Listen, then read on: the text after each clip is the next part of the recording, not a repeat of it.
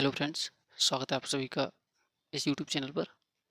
आज जो जैसा कि हमने इससे पहले जो वीडियो बनाई थी उसमें क्लास 11th की जो रसायन विज्ञान है उसका सिलेबस हमने डिस्कशन किया है और उसके हिसाब से आज पहले चैप्टर को शुरू करते हैं।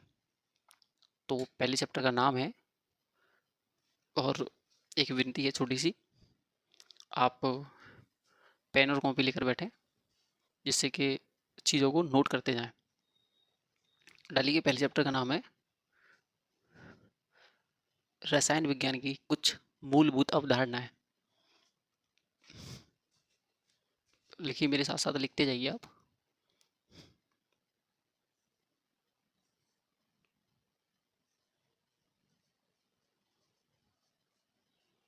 चैप्टर फर्स्ट,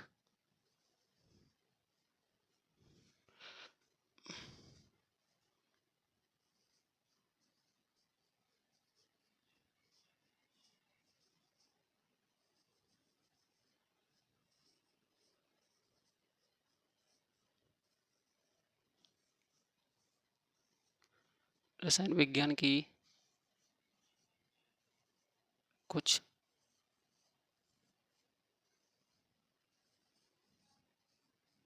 मूलभूत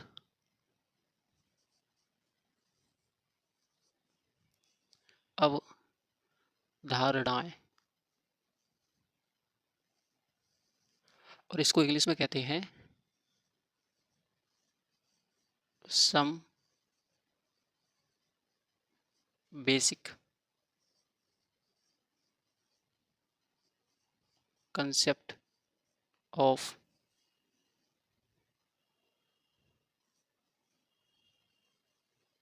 केमिस्ट्री। क्लास 11th की जो रसायन विज्ञान की फर्स्ट बुक है उसका ये पहला चैप्टर है, रसायन विज्ञान की कुछ मूलभूत अवधारणाएं। ये चैप्टर बिल्कुल बेसिक है। इसमें वो कॉन्सेप्ट हैं जो आने वाली केमिस्ट्री है, या जो भी हम 11th की जो भी केमिस्ट्री पढ़ते हैं, इस चैप्टर के कोई भी टॉपिक और आगे जो केमिस्ट्री उसमें कहीं ना कहीं इन्वॉल्व रहते हैं, शामिल रहते हैं वो। इन इन टॉपिक को तो पढ़ना पड़ेगा सभी को। यानी ये एक जड़ है, ये एक नींव है, बेसिक है जी। बहुत इंपॉर्टेंट है ये चैप्टर तुम्हारे लिए। ठीक है, आओ स्टार्ट करते हैं हम। शुरुआत करते हैं हम पदार्थ से। आपने नाइन्थ में, क्लास 9 तो क्लास 10th में पढ़ा होगा पदार्थ क्या होता है। पदार्थ तो बेसिकली परिभाषाओं के आधार पर समझें या वैसे समझो, पहले समझो पदार्थ होता क्या है। हेड डालो पदार्थ, क्योंकि ये बिल्कुल जीरो से स्टार्टिंग है, शुरू से। हेड डालो पदार्थ।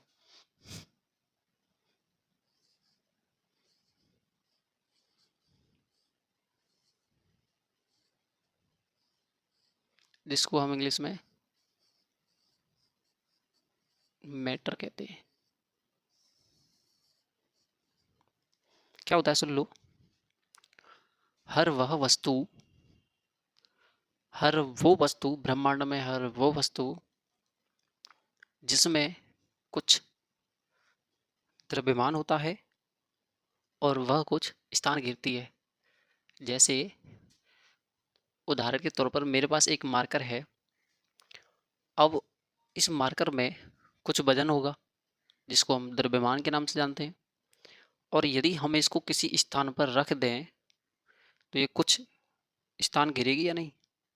यानी पदार्थ क्या है, ब्रह्मांड में हर वो वस्तु जिसमें कुछ द्रव्यमान होता है और वह स्थान घेरती है, उसे पदार्थ कहते हैं। लिखो, हर वह वस्तु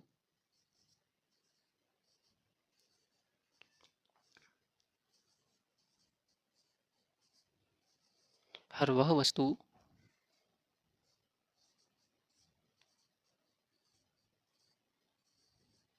जिसमें कुछ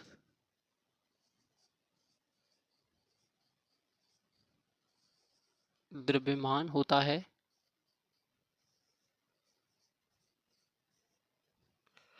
हर वह वस्तु जिसमें कुछ द्रव्यमान होता है तथा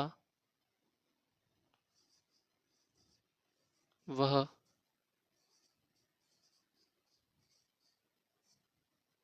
स्थान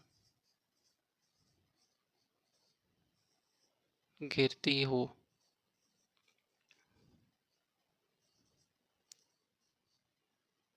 उस वस्तु को पदार्थ कहते हैं। जब भी मैं ये डॉट डॉट डॉट डॉट लिखूंगा समझ लेना इसका मतलब कहते हैं। M I clear? हर वह वस्तु जिसमें कुछ द्रव्यमान होता है और वह एक स्थान घेरती है, कुछ स्थान घेरती है, उसे हम पदार्थ कहते हैं। जैसे एग्जाम्पल ले लो भाई कुछ, जैसे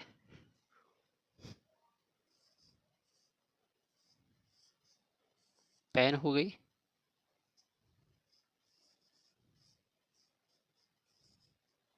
किताब हो गई, इत्यादि। बहुत सारे एग्जाम्पल हैं जो आप लिख सकते हो। Okay done. ये हमारा पदार्थ की परिभाषा और ये कॉन्सेप्ट क्लियर हुआ। समझ पा रहे हो ना पदार्थ क्या है? हर वह वस्तु जिसमें कुछ द्रव्यमान होता है और वह स्थान घेरती है उसे हम पदार्थ कहते हैं। मैं एक पदार्थ हूँ, मेरा माइक पदार्थ है, मार्कर पदार्थ है, ब्लैक बोर्ड पदार्थ है। यानी हर वह वस्तु जो द्रव्यमान और स्थान की कंडीशन को फुलफिल कर दे वह पदार्थ है। आगे आगे क्या आगे पदार्थ को दो भागों में बांटा गया। यानी यदि हम पदार्थ के वर्गीकरण की बात करें, क्या करें? वर्गीकरण।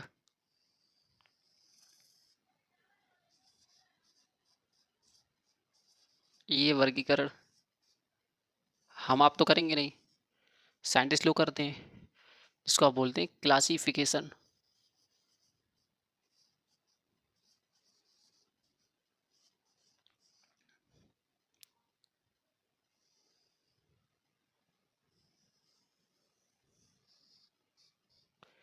तो वैज्ञानिकों ने पदार्थ को दो भागों में वर्गीकृत किया गया। एक इम्पोर्टेंट पॉइंट याद रखना तुम, जब भी हम किसी भी चीज को बांटते हैं या हम किसी भी पदार्थ को या किसी भी चीज को वर्गीकृत करते हैं तो उसका कुछ आधार होता है। कोई भी चीज या कोई भी हम पढ़ रहे हैं किसी भी चीज को, हम उस चीज को बांटेंगे या उसका क्लासिफिकेशन करेंगे तो उसका कुछ आधार होना चाहिए। किस आधार पर वो बांटी गई तभी तो पता चलेगा हमें। तो पदार्थ को जब साइंटिस्ट लोगों ने दो आधार पर बांटा गया, दो भागों में उसे बांटा गया, तो उसके आधार बताए गए कि भाई इस आधार पर इनको बांट दो। तो वो क्या आधार हैं? तो पहले बांटा गया भौतिक अवस्थाओं के आधार पर।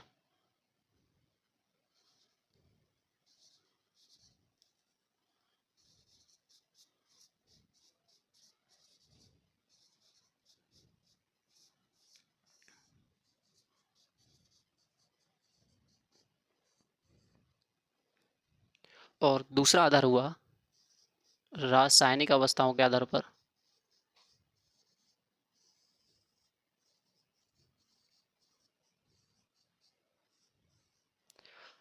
पदार्थ को भौतिक अवस्थाओं के आधार पर बांटा गया, उन पदार्थों को कहा गया भौतिक पदार्थ।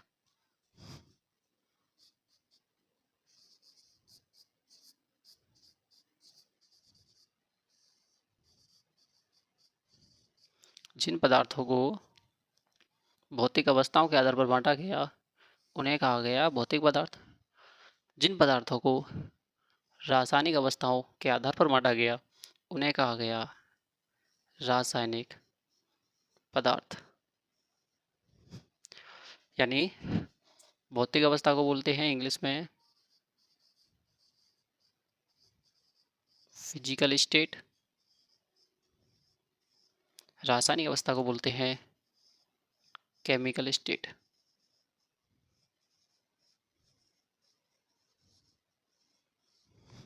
यानी आप ये भी कह सकते हो कि पदार्थ का वर्गीकरण भौतिक गुणों के आधार पर भी किया गया और रासायनिक गुणों के आधार पर भी किया गया।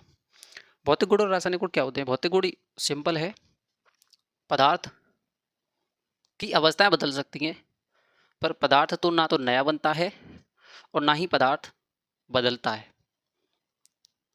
रासायनिक परिवर्तन में पदार्थ बदल जाता है, उसका फॉर्मूला भी चेंज हो जाता है। तो इस प्रकार हम भौतिक अवस्था को भौतिक गुण भी कह सकते हैं और रासायनिक अवस्था को रासायनिक गुण भी कह सकते हैं। तो भौतिक पदार्थ भौतिक अवस्थाओं के आधार पर जो बांटे गए कुछ मुख्य अवस्था थी उसमें, तो क्या थी? भौतिक पदार्थ की जो भौतिक अवस्थाओं के आधार पर बांटा गया पदार्थ को, तो पहली अवस्था लेकर के आई थी ठोस, जिसको आप इंग्लिश में सॉलिड के नाम से जानते हैं। सेकंड अवस्था क्या थी?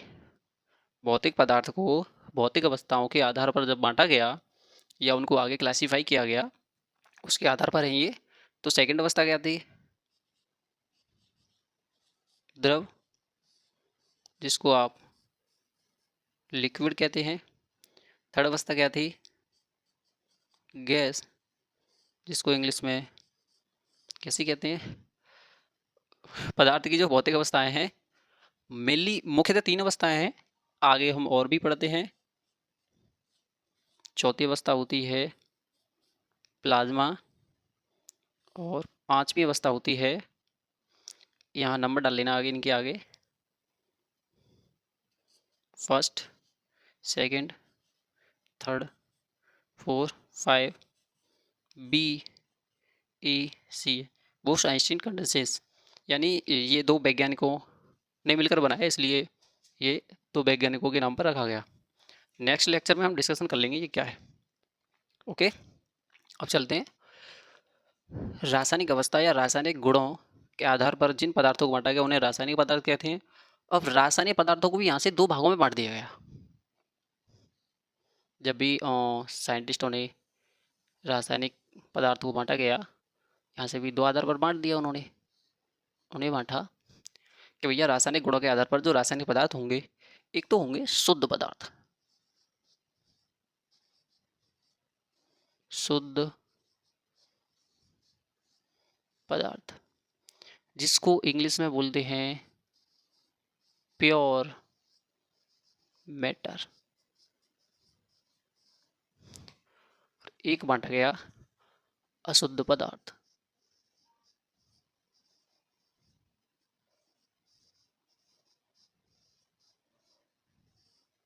जिसको इंग्लिश में बोलते हैं इम्प्योर मैटर। ये वर्गीकरण है। नेक्स्ट लेक्चर में हम एक एक करके थोड़ी थोड़ी इन्फॉर्मेशन के बारे में गेन करेंगे, जानेंगे ये क्या होते हैं, कैसे इनमें परिवर्तन होता है, फिर आगे चलेंगे। शुद्ध पदार्थ क्या होते हैं? वे पदार्थ जिनमें कोई मिलावट नहीं होती, उन्हें शुद्ध पदार्थ कहते हैं। अशुद्ध पदार्थ वे पदार्थ जो दो या दो से अधिक पदार्थों से मिलकर बनाए जाते हैं, उन्हें अशुद्ध पदार्थ कहते हैं। अशुद्ध पदार्थ को हम एक और नाम से जानते हैं, मिश्रण, जिसको इंग्लिश में मिक्सचर कहते हैं। ध्यान से समझिएगा। शुद्ध पदार्थों को भी आगे दो भागों में क्लासिफाइड कर दिया गया। ये क्लासिफिकेशन समझ लो, आगे और समझेंगे। शुद्ध पदार्थ को दो भागों में बांटा गया। तो पहला भाग है तत्व, लिखते जाओ साथ साथ, जिसको इंग्लिश में कहते हैं एलिमेंट। शुद्ध पदार्थों का दूसरा ही पार्ट है यौगिक, जिसको इंग्लिश में कहते हैं कंपाउंड। ओके, अब देखो तत्व क्या होते हैं, कि छोटी सी डेफिनेशन है। तत्व क्या होते हैं? लिखो, एक ही प्रकार के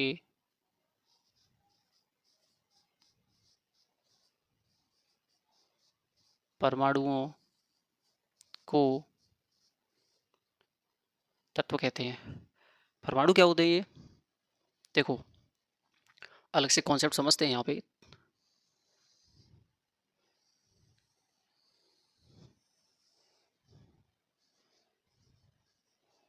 परमाणु, जिसको हम इंग्लिश में एटम कहते हैं। क्या होता है परमाणु?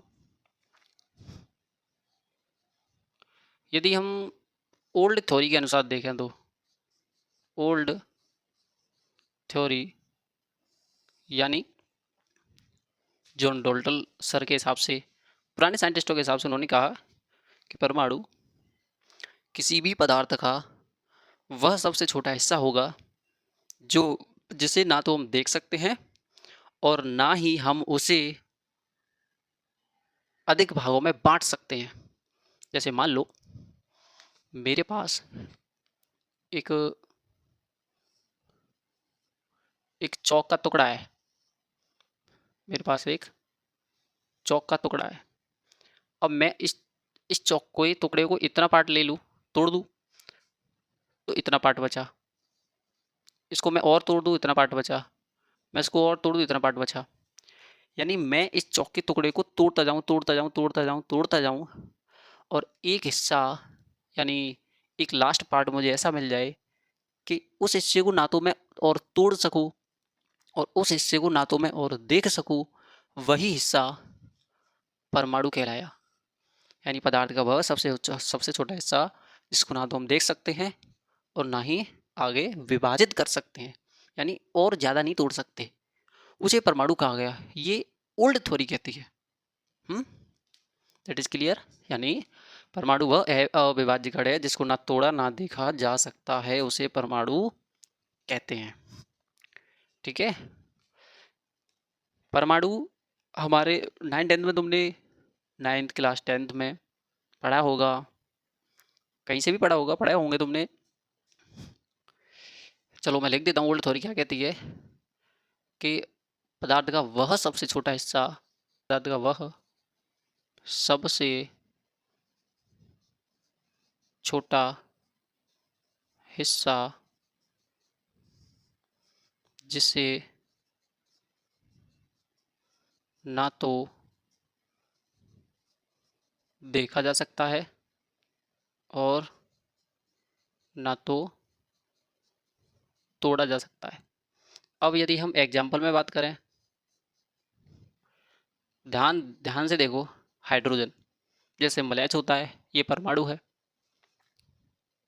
9th 10th में तुमने पढ़ा होगा, सोडियम हो गया, मैग्नीशियम हो गया, और यानी जो भी आवर्त सारणी है,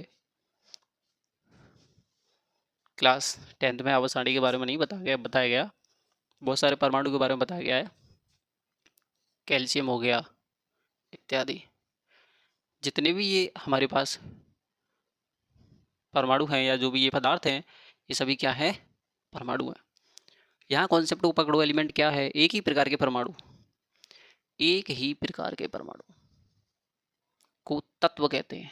मतलब मैं एग्जाम्पल में देखूं तो हाइड्रोजन तत्व है, हाँ है, हाइड्रोजन एक तत्व है। H2 गैस, ये गैस है, ये हाइड्रोजन तत्व है। H2 गैस क्या ये तत्व है? चलो चेक करते हैं। डेफिनेशन को पकड़ो, एक ही प्रकार के। जब हम इस हाइड्रोजन को तोड़ें तो उसमें एक हाइड्रोजन और एक हाइड्रोजन यानी दो हाइड्रोजन मिलेंगे। क्या यहाँ पे हाइड्रोजन के जो परमाणु है, क्या वो एक ही प्रकार के हैं या अलग अलग प्रकार के हैं? आप कहोगे कि भैया हमने हाइड्रोजन H2 को तोड़ा तो हाइड्रोजन और हाइड्रोजन एक ही प्रकार के मिले हमें, तो यहाँ लिखा हुआ है देखो, एक ही प्रकार के परमाणु तत्व कहते हैं, तो ये तत्व है। O2 ये भी तत्व है क्योंकि इसमें ऑक्सीजन और ऑक्सीजन मिलेंगे। अब देखो एक और एग्जांपल, H2O क्या ये तत्व है? चेक करें। यदि हम H2O में देखें तो एक हाइड्रोजन, एक और हाइड्रोजन मिलेगा, एक ऑक्सीजन मिलेगी। तो डेफिनेशन पढ़ो दोबारा से। एक ही प्रकार के परमाणु, हाइड्रोजन और हाइड्रोजन एक प्रकार का, ये हो गया, और ऑक्सीजन। अब इस H2O में कितने प्रकार के परमाणु हैं? एक प्रकार के या दो प्रकार के? अब आप कहोगे कि भैया इसमें दो प्रकार के परमाणु हैं, तो ये तत्व नहीं होगा। क्लियर हुआ? एक ही प्रकार के परमाणु हैं तो वो क्या है? तत्व है। जैसे आपका देखा होगा N2 भी एक तत्व है, और इत्यादि बहुत सारे तत्व हैं। पर ऐसा तत्व नहीं है जिसमें दो या दो से अधिक परमाणु आ गए, सॉरी प्रकार के आ गए, तो वो तत्व नहीं है। परमाणु समझ गए। इसके बारे में ये ओल्ड थ्योरी है, ओल्ड थ्योरी ने ऐसा बताया। फिर आगे जो मॉडरेट थ्योरी है उसमें और आगे बताया गया कि परमाणु को देखा तो नहीं जा सकता, लेकिन साइंटिस्टों ने आगे उसे तोड़ दिया था। इसलिए पुरानी थ्योरी के हिसाब से ये परमाणु है। हालांकि परमाणु तो ये भी है, पर इनको तोड़ दिया गया था। क्यों तोड़ा था, कैसे तोड़ा था, वो तुम आगे क्लास 11वीं केमिस्ट्री में पढ़ोगे। ठीक है, यौगिक पे चलते हैं। यौगिक की जो परिभाषा बनती है वो ऐसे बनती है, दो या दो से अधिक परमाणु, लिखो, दो या दो से अधिक परमाणु, दो या दो से अधिक परमाणु एक निश्चित अनुपात में मिलकर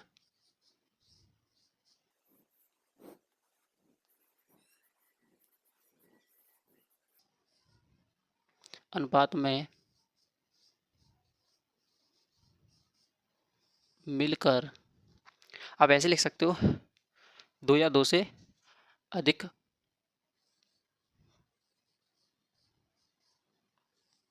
प्रकार के, समझाऊंगा इसका मतलब, मिलकर यौगिक बनाते हैं या यौगिक कहते हैं। ठीक है, जैसे ध्यान से सुनना, दो या दो से अधिक प्रकार, तो मान लो मेरे पास एक हाइड्रोजन है और एक ऑक्सीजन है। ध्यान से सुनना, हाइड्रोजन एक और ऑक्सीजन दो। जब ये दोनों देखो, हाइड्रोजन और ऑक्सीजन का अनुपात, मान लो मैंने हाइड्रोजन को एक ले लिया और ऑक्सीजन को दो ले लिया, समझो क्लास 10th की चीज़ें है ये, क्लास 10th की चीज़ें हैं, समझो ध्यान से क्या हो क्या रहा है। हाइड्रोजन को एक ले लिया और ऑक्सीजन को दो ले लिया, अनुपात तुमने क्लास 9 10 में पढ़ा होगा। हाइड्रोजन की संख्या एक ले ली, ऑक्सीजन की संख्या दो ले ली, क्रॉस मल्टीप्लाई करते हैं इसमें, तो क्या बनता है, ये हाइड्रोजन के पास दो जाता है, ऑक्सीजन के पास एक जाता है, तो उसको नहीं लगते। यानी क्या देखो, कितने प्रकार के परमाणु हैं? दो प्रकार के परमाणु हैं, या दो से अधिक, दो से अधिक प्रकार के भी परमाणु होंगे जो एक निश्चित अनुपात में मिलकर यौगिक बनाएंगे। यानी दो से कम प्रकार के नहीं हो सकते, ऐसा नहीं हो सकता। जैसे ये H2 है तो उसमें हाइड्रोजन और हाइड्रोजन का एक अनुपात एक है, नहीं, दो प्रकार। तो पहले तो यहाँ एक ही प्रकार के हैं, ये चलेगा नहीं, तो कम से कम दो प्रकार के परमाणु या दो से अधिक प्रकार के परमाणु। अब दो से अधिक प्रकार के परमाणु के लिए एग्जांपल ये देख लो, ग्लूकोज का सूत्र यहाँ लिख लो एग्जांपल, ग्लूकोज का सूत्र C6H12O6। तो इसमें क्या है, CH और O। देखो क्या होगा, कार्बन की संख्या कितनी है, 6, हाइड्रोजन की संख्या कितनी है, 12, और ऑक्सीजन की संख्या कितनी है, 6। तो कार्बन 6, हाइड्रोजन 12, ऑक्सीजन 6, देख लो, दो या दो से अधिक प्रकार के परमाणु। तो अब इसमें दो से ज़्यादा टाइप नहीं आ गया, कार्बन है, हाइड्रोजन है, ऑक्सीजन है, तो दो से ज़्यादा टाइप वाले भी होंगे या दो प्रकार का वाले भी होंगे। तो वो क्या है, वो यौगिक है। डन। यदि नहीं समझ में आया, यदि कम या नहीं समझ में आता, तो आप कमेंट में नीचे लिखें कि भैया ये मेरी समझ में नहीं आया, तो जैसे मैं नेक्स्ट जो लेक्चर आएगा उसमें इसका सॉल्यूशन या इसको और दोबारा समझा दिया जाएगा। सिंपल है, दो या दो से अधिक परमाणु एक निश्चित अनुपात में मिलकर यौगिक बनाते हैं। अब बात करते हैं शुद्ध पदार्थ की तरफ चलते हैं। सॉरी, अशुद्ध पदार्थ यानी इम्प्योर मैटर या मिश्रण। मिश्रण का मतलब समझते हो, दो पदार्थों को हमने मिलाया और वो क्या हो गया, मिश्रण बन गया। और मिश्रण भी दो प्रकार का होता है, क्या करें, साइंटिस्टों ने बांटा है। तो देखो, एक होता है समांगी मिश्रण,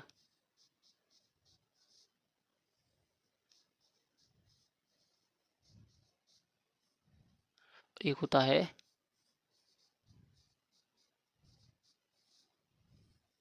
विषमांगी मिश्रण।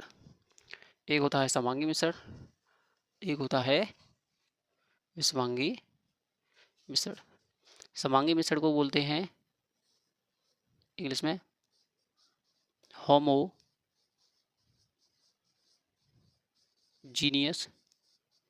मिक्सचर, और विषमांगी को बोलते हैं हेट्रोजीनियस मिक्सचर। यदि इंग्लिश या हिंदी के किसी भी शब्द में कोई मिस्टेक या कोई गलती होती है, उस शब्द को सही कर लें। समांगी मिश्रण क्या होता है, समझो ढंग से, डायरेक्ट एग्जाम्पल से समझाऊंगा मैं तुम्हें। ये मार्कर चल रहा, एक काम करते हैं, एक बीकर ले लेते हैं यानी गिलास, उस गिलास में आप मिला दो पानी और प्लस चीनी। क्या मिला दो, पानी और चीनी मिला दो। तो जब आपने पानी और चीनी को मिलाया, एक गिलास में पानी और चीनी को मिला दिया, उसको घोल लो। क्या तुम ये ऑब्जर्व करोगे कि मैं पानी और चीनी के मिश्रण को यहाँ से चेक करूँ या यहाँ से चेक करूँ या यहाँ से चेक करूँ या यहाँ से चेक करूँ या यहाँ से चेक करूँ या यहाँ से चेक करूँ, जो इन दोनों पदार्थों की मिलावट है या इन दो पदार्थों का संगठन है, संगठन मतलब जो मिलकर रह रहे हैं, कहीं से भी चेक कर लूँ मैं इस मिश्रण में, सभी जगह एक समान रहेगा। हाँ भैया, सभी जगह एक समान रहेगा। चाहो तो आप यहाँ से टेस्ट कर लो, यहाँ से टेस्ट कर लो, यहाँ से टेस्ट कर लो, यहाँ से टेस्ट कर लो, यहाँ से टेस्ट कर लो, यहाँ से टेस्ट कर लो।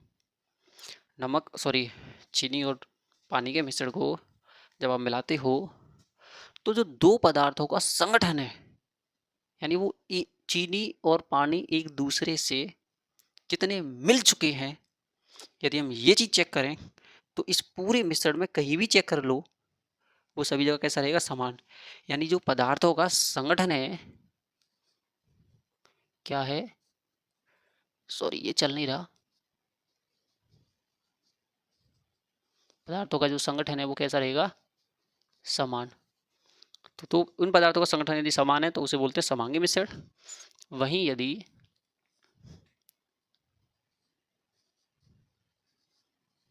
पानी प्लस रेत डाल दिया जाए उसमें और उसको मिला दिया जाए और कुछ समय बाद हम देखेंगे तो रेत नीचे बैठ जाएगा, यानी यहाँ देखोगे तो पदार्थों का संगठन है वो कैसा है, असमान, यानी समान नहीं है, क्योंकि जो रेत है वो नीचे बैठ जाएगा मिश्रण में और ऊपर से चेक करोगे तो अलग दिखाई देगा, बीच में से चेक करोगे तो अलग दिखाई देगा। ऐसे मिश्रण को विषमांगी मिश्रण कहते हैं। हमने पदार्थ के बारे में अच्छे से जान लिया, एक बार और थोड़ा सा रिवाइज करवा देता हूँ, फिर यही अपना टॉपिक लास्ट है। इसके बाद नेक्स्ट लेक्चर में डिस्कशन करेंगे थोड़ा परमाणु के बारे में, तत्वों के बारे में देखेंगे आगे, फिर उसके बाद पढ़ेंगे मूल कॉन्सेप्ट। पदार्थ क्या होता है, हर वह वस्तु जिसमें कुछ द्रव्यमान होता है तथा वह कुछ स्थान घेरती है, उसे हम पदार्थ कहते हैं। दुनिया की कोई भी चीज़ हो जिसमें वजन होगा, द्रव्यमान होगा, तो वह पदार्थ होगा। एग्जाम्पल तुम्हें पता ही है। पदार्थ को वर्गीकृत साइंटिस्ट लोगों ने क्लासिफाइड किया था, फिजिकल स्टेट और केमिकल स्टेट। भौतिक अवस्थाओं के आधार पर जो पदार्थों को बांटा गया उन्हें भौतिक पदार्थ कहते हैं। रासायनिक अवस्थाओं के आधार पर जिन पदार्थों को बांटा गया उन्हें रासायनिक पदार्थ कहते हैं। भौतिक पदार्थों को भौतिक अवस्थाओं के आधार पर कुछ अवस्थाओं में बांटा गया, ये फिक्स नहीं है, ये और जैसे जैसे आगे चलते जाओगे वैसे वैसे वैसे बढ़ती जाएंगी। आईयूपीएसी ने कुछ और बनाया, मुख्यतः कुछ और होती हैं, मेनली हमें यही पढ़नी होती है, जिसमें ठोस, द्रव, गैस, प्लाज्मा, बीईसी रासायनिक पदार्थों को रासायनिक अवस्थाओं के आधार पर दो भागों में बांटा गया, शुद्ध पदार्थ और अशुद्ध पदार्थ, प्योर मैटर और इम्प्योर मैटर। इम्प्योर मैटर को मिश्रण भी कहते हैं। प्योर मैटर को दो भागों में फिर से बांटा गया, तत्व और यौगिक। तत्व क्या होते हैं? एक ही प्रकार के परमाणुओं को तत्व कहते हैं। परमाणु आप समझते हो, हाइड्रोजन, सोडियम, मैग्नीशियम, कैल्शियम इत्यादि। तो जब भी हम किसी भी तत्व को खोल के देखेंगे, यदि उसमें एक ही प्रकार के परमाणु मिलेंगे तो हम कह देंगे तत्व है। यानी मैं कहूँ कि एक डिब्बे में एक तरह के बॉल डाल दिए, यानी रेड रेड रेड कलर की बॉल डाल दी जाए एक ही डिब्बे में, तो वो बॉल एक ही प्रकार की है, तत्व है। यदि उसी डिब्बे में अलग अलग रंग की बॉल डाल दी तो वो परमाणु नहीं है, सॉरी परमाणु तो है, वो तत्व नहीं है। यौगिक की बात करें, दो या दो से अधिक प्रकार के जो परमाणु हैं वो एक निश्चित अनुपात में मिलकर यौगिक बनाते हैं। अशुद्ध पदार्थों को दो भागों में बांटा गया, समांगी मिश्रण और विषमांगी मिश्रण। समांगी मिश्रण, दोनों पदार्थों का जो संगठन है वो एक समान रहेगा, और विषमांगी मिश्रण में दोनों पदार्थों का संगठन वो एक समान नहीं होता। आई होप ये बेसिक चीज़ें आपको समझ में आई होंगी। लेक्चर को मैं यहीं विराम देता हूँ। अच्छे से लिखो, अच्छे से पढ़ाई करो, ठीक है। और नेक्स्ट वीडियो आपको टाइम से मिले तो आपको क्लास कैसी लगी कमेंट में बता देना। Thank you.